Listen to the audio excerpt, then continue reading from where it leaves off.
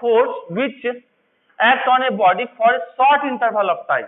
किसी बॉडी के ऊपर बहुत ही कम समय के लिए जो फोर्स लगता है उसको क्या बोलते हैं?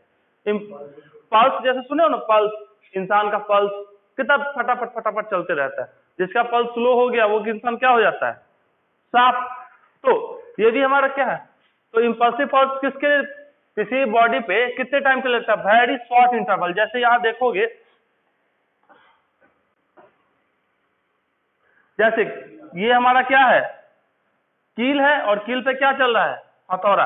कितने देर के लिए उसके ऊपर फोर्स, कितने देर के लिए फोर्स लगाते हो हथौड़े से कील के ऊपर? बहुत ही शॉर्ट इंटरवल, यहां से लेके टन टन, कील चला गया अंदर। वही ऐसे करके लेके आओ और दबा के रखो, तुमसे जाने वाला है कील अंदर। कितना भी हथौड़े पे चढ़ के बैठ जाओगे तो क्या लगता है कील चला जाएगा लकड़ी के अंदर? पॉसिबल ही नहीं है। अब बैटिंग बॉलिंग खेले होंगे, बल्ला बॉल गांव गली में खेलते हैं ना, खेले हो कैसे बउआ ठाकुर जी? बैट बॉल खेल, तो बैट बॉल जब खेलते तो क्या होता है? बॉल और बैट कितने समय के लिए एक दूसरे कांटेक्ट में रहता है? बहुत कम टाइम हम इंटरवल के लिए, बहुत ही कम टाइम के लिए। अब बंदूक चलाना तो पिछले क्लास में सीखे थे। बंदूक भी कैसे चलती है? यहाँ पे हमारा क्या लगा होता है? हैमर लगा होता है जो इससे टकराता है। कभी जानते हो बंदूक कैसे काम करता है? कि बंदूक से गोली कैसे निकलती है इतने फोर्स के साथ?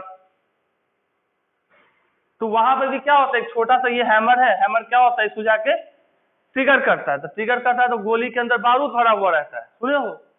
तो बारूद क्या होता है? स्पार्क करता है, जिसकी वजह से क्या होता है? गोली फुल स्पीड से बाहर को निकलती है। ये भी हथौड़ा जो है या हैमर जो है कितने सेकंड के लिए? बहुत ही कम टाइम के लिए गोली से टकराया। तो हम कह सकते हैं क्या चीज? ए फोर्स क्या चीज? Which act on a body for a short interval time. Example समझ में है? जैसे बैट बॉल हो गया, चाहे हमारा कील से दीवार तोड़ रहे हैं। एंड प्रोड्यूस क्या करता है? Large amount of moment. उसको क्या कहा जाता है? मोमेंट क्या होता है? मोमेंट क्या होता है? Mass into velocity. हथौड़े को हम धीरे से लाके डालेंगे इसके ऊपर तो कहीं ना जाने वाला है अंदर। उसके लिए क्या चाहिए हथौड़े में? वेलोसिटी चाहिए। ठीक है, तो ये क्या प्रोड्यूस करता है? Large amount of impulse. इस फोर्स को क्या कहा जाता है? Impulsive force. तो इसके एग्जांपल्स क्या हो जाएंगे? जैसे फायरिंग ऑफ गन, इसके एग्जांपल हो गए। हिटिंग ए बैट विथ, किससे? बॉल को किससे हिट कर रहे हैं? Hitting a ball with bat या हैमर।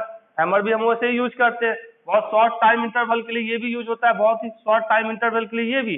और यहाँ भी जो ये हमारा हैमर है, इससे कितने के लिए? बहुत ही कम टाइम के लिए टकराएगा। तो इंपल्सिव फोर्स क्या होता है? जो बहुत ही कम टाइम के लिए एक्ट करे और ह्यूज अमाउंट ऑफ क्या प्रोड्यूस करे? मोमेंटम। मोमेंटम क्या होता है? Mass into velocity. यदि इसका वेलोसिटी कम हो जाएगा तो इंपल्स भी क्या हो जाएगा? मोमेंटम भी क्या हो जाएगा? कम हो जाएगा। बल्ले को भी क्या करते हैं? बहुत स्पीड से लेके जाते हैं। ऐसा थोड़ी है कि बल्ले को खाली रखे रहते हैं, बॉल आता है भैया आओ बॉल टकरा जाओ छक्का चले जाओ, ऐसा होता है? कैसा होता है? बॉल अपने स्पीड से आ रही है, हम भी अपना स्पीड लगा देते हैं बल्ले के ऊपर, बॉल पे टकराता है तो बॉल कहाँ जाता है? सीधे हवाई जहाज बन के कहाँ? बाउंड्री के पास, यदि खेलने आएगा तो। अब इसको डिफाइन दूसरे तरीके से भी किया जा सकता है। कैसे? It is defined as the rate of change of moment. आगे देखेंगे कैसे। ठीक है, तो इसको दूसरे तरीके से कैसे डिफाइन किया जाता है कि ये हमारा क्या होता है? Rate of change of moment. Moment क्या होता है? और उसका रेट का बात करें तो, यदि हम रेट की बात करते हैं तो रेट का मतलब क्या होता है? कुछ भी है ऊपर नीचे टाइम। ठीक है, तो इसको कैसे डिफाइन किया जाता है? और rate of change of moment P2 minus P1 divided by T2 minus T1। Rate of change of moment यही हो गया। तो इसको हम लोग क्या कह सकते हैं? और चीज क्या? इंपल्सिव फोर्स कह सकते हैं। तो सोच के देखो, ये हमारा क्या होता है? मास इंटू वेलोसिटी mv, और नीचे क्या आया? t। ये क्या हो गया? मास का क्या होता है? kg, वेलोसिटी का मीटर पर सेकेंड, और टाइम का सेकेंड। ये क्या बन गया? kg metre per second square. ये किस चीज का यूनिट है? फोर्स का। kg metre per second square force का यूनिट होता है। तो ये हमारा इंपल्सिव फोर्स हो सकता है ना। इंपल्स क्या होता है? इम्पल्स क्या होता है हमारा? देख लो यहाँ बॉल क्या कर रहा है, कैच कर रहा है। ये बंदा क्या कर रहा है, बॉल को कैच कर रहा है। ये भी बंदा क्या कर रहा है, वही काम कर रहा है। तो कभी बॉल, बैट बॉल तो बहुत खेले हो, कभी एक चीज को गौर किए हो, जिस तरह बॉल को कैच कर रहे होते हैं हम लोग, क्या कर रहे होते हैं, कैच कर रहे होते हैं। तो बॉल आता है तो हम बॉल को लेने से पहले बॉल के साथ साथ हाथ को भी पीछे की तरफ पुश करते हैं। मतलब ये हमारा हाथ ऐसे है, इसको पीछे की तरफ लेते हैं। ऐसा नहीं कि ऐसे कांस्टेंट पकड़े हुए बॉल आया मेरे हाथ पे गिर गया। देखो कभी गौर किए हो, ये इसलिए किया जाता है, यदि बॉल हमारा आ रहा है, इसको सीधे पकड़ लोगे, ठीक है, तुम्हारा हाथ डैमेज हो सकता है। उतने ऊंचाई से उतना बड़ा पत्थर आ रहा है और सीधे हाथ पे गिरेगा तो हाथ टूटेगा कि नहीं टूटेगा? तो हम लोग क्या करते हैं, जो ही कैच करते हैं तो क्या करते हैं, बॉल पीछे की तरफ अपने हाथ को करते हैं, तो क्या बढ़ाते हैं, कांटेक्ट जो हमारे बॉल का हमारे हाथ के साथ होता है उसको बढ़ाया जाता है, जिससे हमारा हाथ क्या हो, डैमेज ना हो। जैसे ये बहादुर जो ही बॉल इसके पास आएगा, कहां पहुंचेगा, इसके पास। ये बॉल जो ही इसके यहां पहुंचेगा हाथ पे, तो ये हाथ को क्या करेगा, पीछे की तरफ खींचेगा। ये नहीं कि चुपचाप ऐसे पकड़ के भीख मांग रहा है, आजा, आया, नीचे गया हाथ, नहीं जाएगा, इसका हाथ टूट जाएगा, इंडियन टीम से निकाल दिया जाएगा इसको। बुझा? तो कह सकते हैं सिंपल सा, the product of impulsive force and time for which it act is called a impulse. Impulsive force और टाइम के प्रोडक्ट को क्या कहा जाता है, इम्पल्स। अभी इम्पल्सिव फोर्स है मतलब फोर्स है, उसके साथ किसको मल्टीप्लाई किए, टाइम को, तो हम क्या होगा उससे, हमारा जो निकलेगा उसको क्या बोलते हैं, इम्पल्स। सिंपल सा इम्पल्स क्या ध्यान में रखना है, फोर्स इनटू टाइम। अब यहाँ पे जब ये बॉल गया था तो ये बॉल कैच करने के बाद पीछे क्यों किया, क्योंकि वो टाइम दिया उसको। सीधे एक झटके में रोक लेता तो उसको क्या होता, 1 सेकंड का भी टाइम नहीं लगता, लेकिन जो पीछे की तरफ खींचा तो हो सकता है 2 सेकंड का टाइम मिला, 3 सेकंड का टाइम मिला। वहां पे क्या करेगा, इसका इम्पल्स की वैल्यू क्या हो जाएगी, बढ़ जाएगी, तो उसका हाथ डैमेज नहीं होगा। तो हम कह सकते हैं इसको क्या चीज, इम्पल्स को और क्या कहा जा सकता है, चेंज इन मोमेंट। अभी जस्ट पढ़े थे, याद है, इम्पल्सिव फोर्स क्या होता था,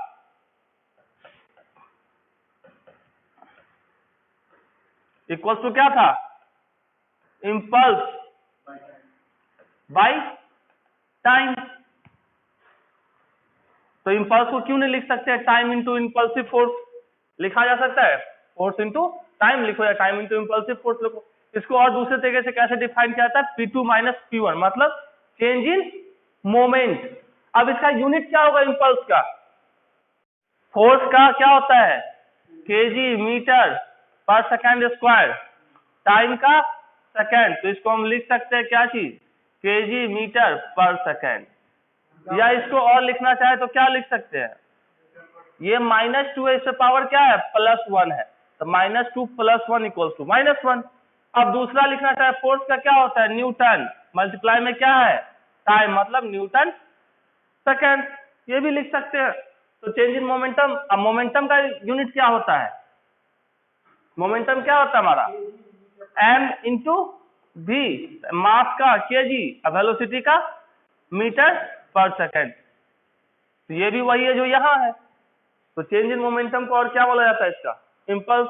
यूज कहाँ करते हैं, यदि हमको अपने हाथ को तुड़वाना ना हो तो हम लोग क्या करते हैं, उसके टाइम को बढ़ा देते हैं। इम्पल्स किसका प्रोडक्ट है, फोर्स और टाइम का। टाइम हमारा स्केलर क्वांटिटी, फैक्टर कौन है, फोर्स है, तो वही डिसाइड करेगा किसका, इम्पल्स का डायरेक्शन। तो जिधर फोर्स का डायरेक्शन उधर ही हमारा इम्पल्स का डायरेक्शन। कह सकते हैं direction is in the direction of force. Unit अभी जस्ट निकाले, क्या था यूनिट, केजी मीटर पर सेकंड, अभी जस्ट निकाले। इसको और लिखना चाहते तो क्या लिखते हैं, न्यूटन सेकंड लिख सकते हैं।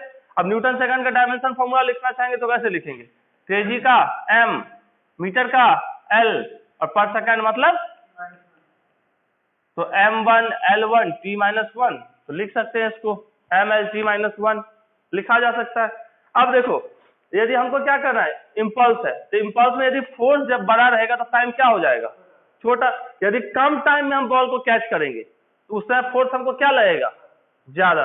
लेकिन वही हम टाइम को बढ़ा दे तो फोर्स की वैल्यू क्या हो जाएगी, कम। जैसे 5 × 2 इक्वल टू कितना होता है 10। मान लो ये हमारा क्या है फोर्स है, ये हमारा टाइम है टाइम। तो यदि हम फोर्स की वैल्यू को ज्यादा रखेंगे तो भी वो 10 ही पहुंचा, तो हमारा क्या इस समय हाथ को नुकसान पहुंचाएगा कब, जब 2 सेकंड के अंदर ही हम इसको कैच कर लिए।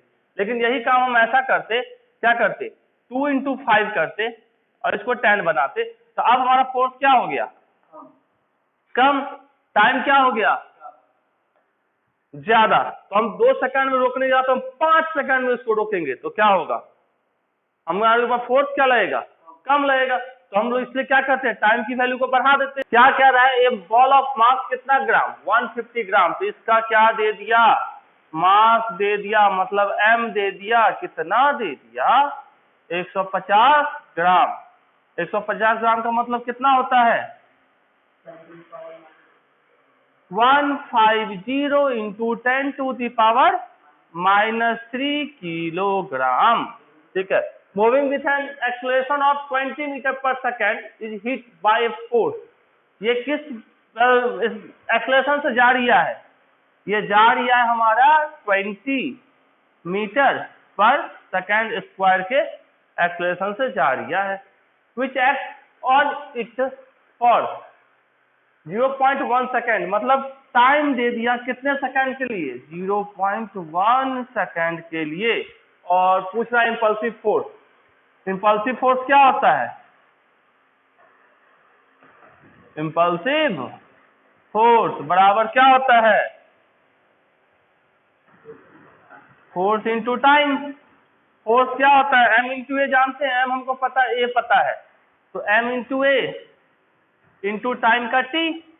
m की वैल्यू कितनी 150 इंटू 10 का पावर कितना -3, और एक्सेलरेशन कितना 20, टाइम कितना 0.1। इसको सॉल्व करेंगे तो सॉल्व करके कितना आ जाएगा 0.3 न्यूटन सेकेंड। हमको क्या दिया हो, ये फोर्स ऑफ 50 डाइन, मतलब हमको क्या दिया है F इक्वल टू कितना दे दिया 50 डाइन। अब डाइन क्या होता है फोर्स का यूनिट होता है, फोर्स का यूनिट क्या होता है, एक हमारा होता है कौन सा न्यूटन, और दूसरा क्या होता है डाइन। अब 1 न्यूटन यदि रहता, तो यदि हमको किस में कन्वर्ट करना है डाइन को कन्वर्ट करना है न्यूटन में, तो अब जिसको नहीं याद है वो क्या करेगा सीखेगा। डाइन किस चीज का यूनिट होता है सीजीएस में होता है, और न्यूटन एसआई सिस्टम में। तो 1 डाइन का मतलब कितना होता है 1 क्या चीज ग्राम होता है, और सेंटीमीटर और पर सेकेंड स्क्वायर, यही होता है ना। एसआई सिस्टम में न्यूटन को क्या बोला जाता है KG metre per second square. तो डायरेक्ट सीजीएस सिस्टम में जाएंगे तो केजी की जगह पे किलोग्राम लिखेंगे, मीटर की जगह पे सेंटीमीटर लिखेंगे, और सेकंड की जगह पे सेकंड ही लिखेंगे। अब इसको हम किसमें कन्वर्ट करना है इस सिस्टम में, एसआई सिस्टम में, तब ना हम न्यूटन लिखेंगे। तो 1 ग्राम को क्या लिखा जा सकता है 10⁻³ किलोग्राम। सेंटीमीटर को क्या लिखा जा सकता है 10⁻² मीटर, और सेकंड का सेकंड। अब हमारा देखें कितना बचा 10⁻5 केजी मीटर पर सेकंड स्क्वायर, तो ये हमारा कितना हो गया 10⁻5 न्यूटन। तो 1 डाइन इज इक्वल टू कितना लिख सकते हैं 10⁻5 न्यूटन। यहां से लिखा जा सकता है कितना 50 इंटू 10⁻5 न्यूटन। चल गया पता। Next act on a body of mass, mass mass mass कितना दिया है 5 ग्राम, तो 5 ग्राम को किलोग्राम में कन्वर्ट करेंगे तो 5 इंटू 10⁻³ किलोग्राम। और टाइम भी दे दिया है, टाइम कितना 3 सेकेंड। हमको क्या निकालने के लिए पूछा जा रहा है, क्या निकालने के लिए पूछा जा रहा है, क्या ठाकुर जी क्या निकालने के लिए पूछा जा रहा है हमसे। इम्पल्स क्या होता है, हमको फोर्स पता है, टाइम पता है, पता है तो अब निकाल सकते हैं, क्या तकलीफ है अब निकालने में? कोई तकलीफ नहीं है। क्या लिखेंगे?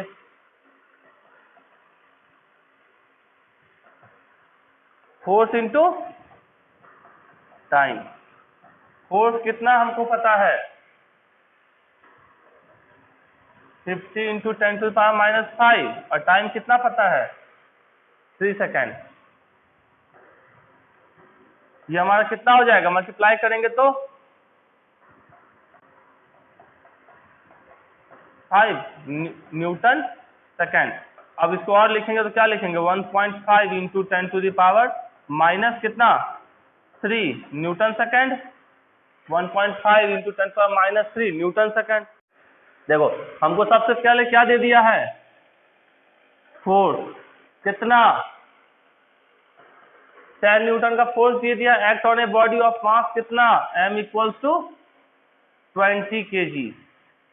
और क्या दिया है? टाइम इक्वल्स टू कितना दे दिया है? 10 सेकेंड।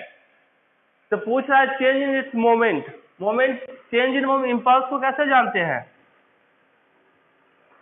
इंपल्स इक्वल्स टू क्या होता है?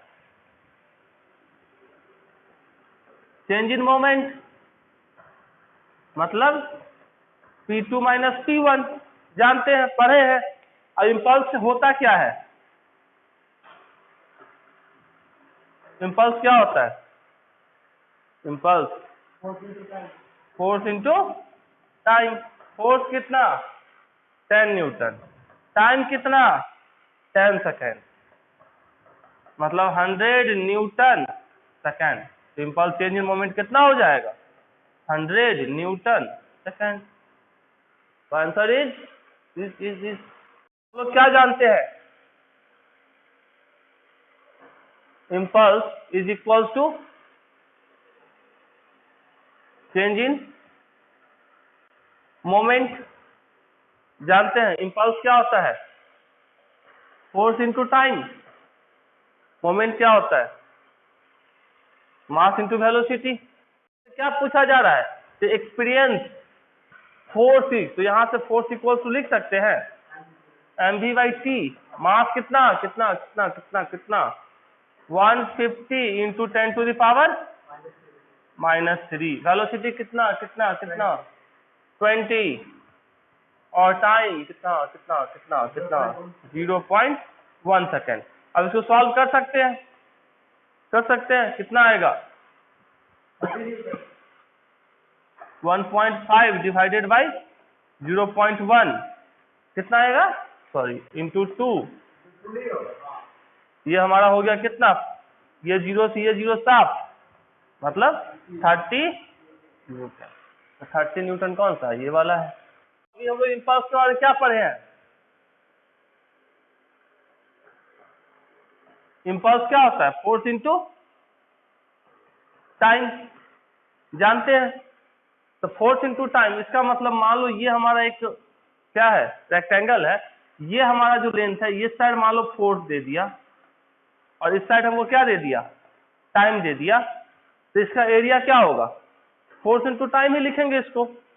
लिखेंगे ना इसके एरिया को? फोर्स इंटू टाइम लिखेंगे। तो फोर्स इंटू टाइम ही लिखे तो ये एरिया क्या बनता है? इंपल्स बनता है। तो इंपल्स को हम लोग क्या कह सकते हैं? एरिया अंडर किसके?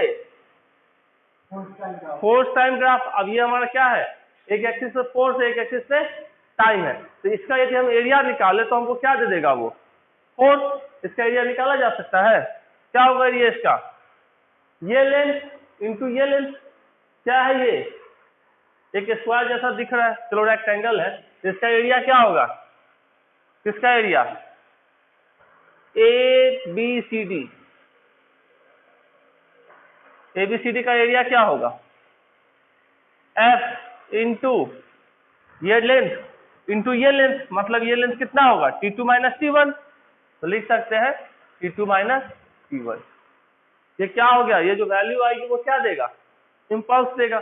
अब यदि इस वाले के अंदर चलते, इस वाले कहानी की, तो इसका एरिया क्या होता है? इसका एरिया कैसे निकलेगा? इस बहादुर का area half base into height. तो हाफ का हाफ, बेस कितना है p, हाइट कितना है f, ये हमारा क्या निकल गया इम्पल्स। किसके लिए, इसके लिए। ये इम्पल्स किसके लिए निकला, इस वाले के लिए होगा। तो ये जो हमारा एरिया बनता है, कौन सा एरिया बनता है, ये वाला जो एरिया बना वो क्या है, ये एरिया हमको क्या देगा इम्पल्स। उसी तरह ये एरिया हमको क्या देगा, देगा तो इसको नोट कीजिए।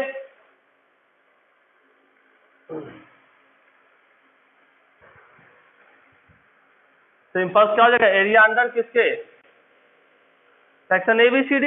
तो हम लिख सकते हैं AD into AB equal to this. और नीचे वाले के लिए लिखना चाहते तो क्या लिखते,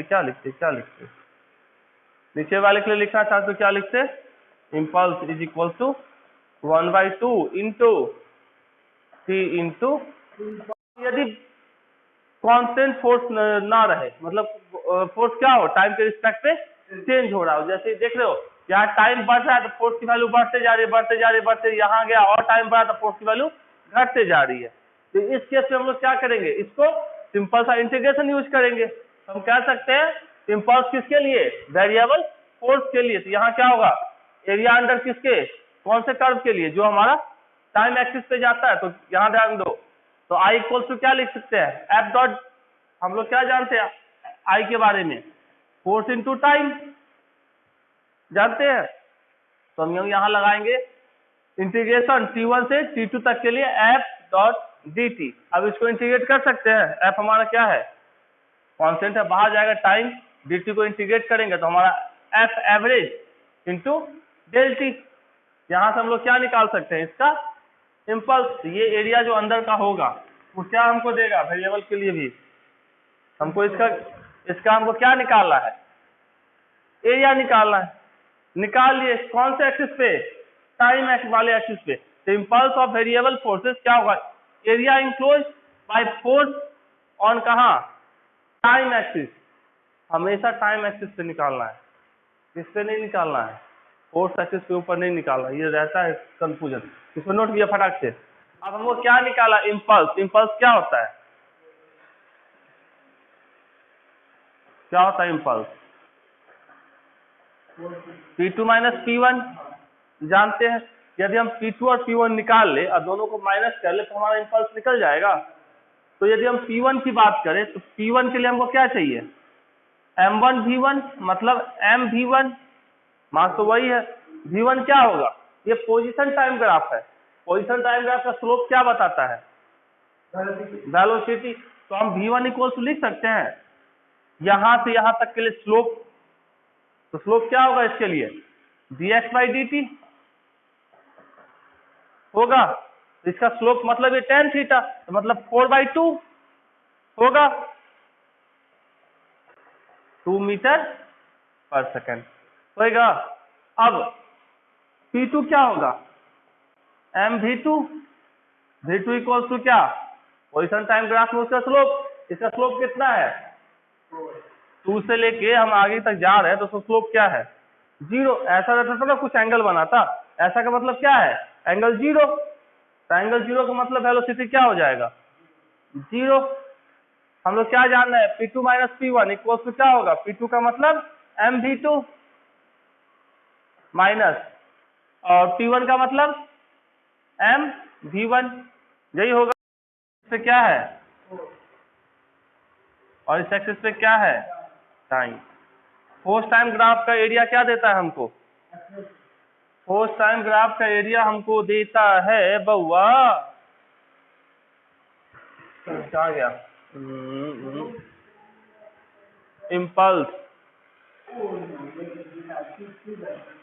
इम्पल्स इज इक्वल टू क्या होता है,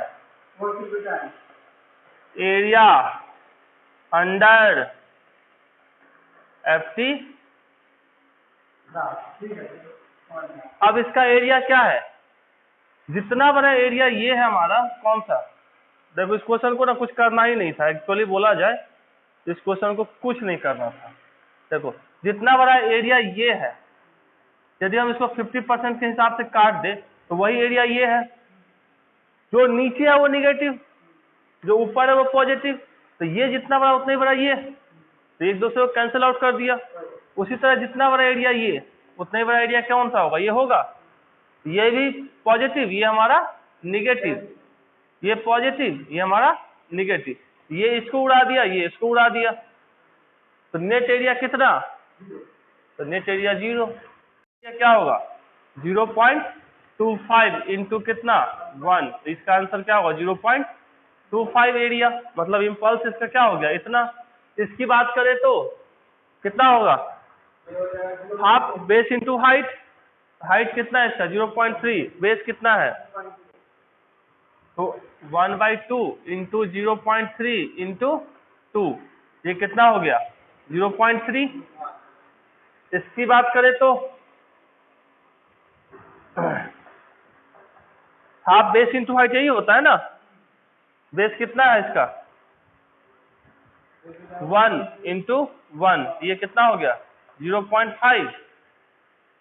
इसकी बात करें तो 1 इंटू 1 मतलब 1, ये हमारा कितना हो गया, सबसे ज्यादा किस में है 1 2 में है क्या, नहीं है। 3 और 1 में नहीं है, 3 और 4 में,